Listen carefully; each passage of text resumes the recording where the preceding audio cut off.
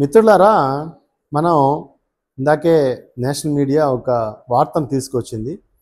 లష్కరే తయ్యబాకి సంబంధించినటువంటి చీఫ్ ఎవరైతే ఉన్నారో హఫీజ్ సయ్యద్, ఇతని తల మీద చాలా పెద్ద రివార్డు ఉంది. కొన్ని $1 మిలియన్ రివార్డు ఉంది. ఎందుకు అంటే ప్రపంచవ్యాప్తంగా ఉగ్ర కార్యకలాపాలకి ప్రధాన కేంద్రంగా ఉన్న లష్కరే తోయబా చీఫ్ అనమాట. ఇతనే మొత్తం ఆర్కెస్ట్రేట్ చేస్తూ ఉంటాడు. అంటే ఇతనే మూలకర్త. ప్రపంచంలో ఎక్కడ లష్కరే తోయబా ఎటువంటి కార్యకలాపాలు చేసినా దానికి మూలకర్త ఇతనే.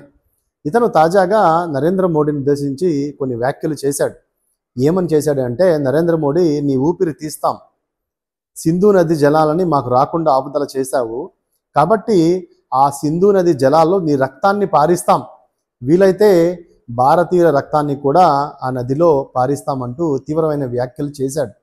అంటే అతని యొక్క ముఖ్య ఉద్దేశం ఏంటి అని అంటే, భారతదేశాన్ని డీస్టెబిలైజ్ చేయాలి. ఎకనమిక్గా, సోషల్గా, ఎలా చూసినా సరే భారతదేశాన్ని నాశనం చేయాలి, ఇంటర్నల్గా, ఎక్స్టర్నల్గా. అదేవిధంగా ప్రపంచ దేశాలతో నుండి సంబంధాలు ఏవైతే ఉన్నాయో దాన్ని చెరగొట్టాలి. ఎందుకని అంటే మిత్రుల పాకిస్తాన్ ఇప్పటికే నాశనం అయిపోయింది. అన్ని ఆర్థికంగా, సామాజికంగా అన్ని రకాలుగా నాశనం అయిపోయింది. కాబట్టి ఈ దేశం కూడా, భారతదేశం కూడా ఇబ్బందులు పడాలి. ఇది వాళ్ళ ఎజెండా. సో దాంట్లో భాగంగా భారతదేశాన్ని టార్గెట్ చేసి విపరీతంగా మాట్లాడుతూ ఉంటాడు.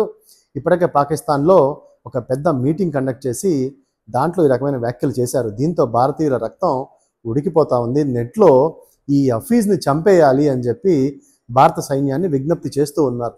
చూద్దాం, ఇప్పుడు భారత సైన్యం హిట్ లిస్ట్లో ఇతను ఉన్నాడు. ఇప్పటికే హంటింగ్ స్టార్ట్ అయింది. సో ఇప్పటికే మనకు బోర్డర్లో ఉన్నటువంటి అన్ని ఏరియాలని మన మిలిటరీ కవర్ చేస్తూ ఉంది. భవిష్యత్తులో ఇతను టార్గెట్గా ఖచ్చితంగా పనిచేసి ఇతను చంపేస్తారు.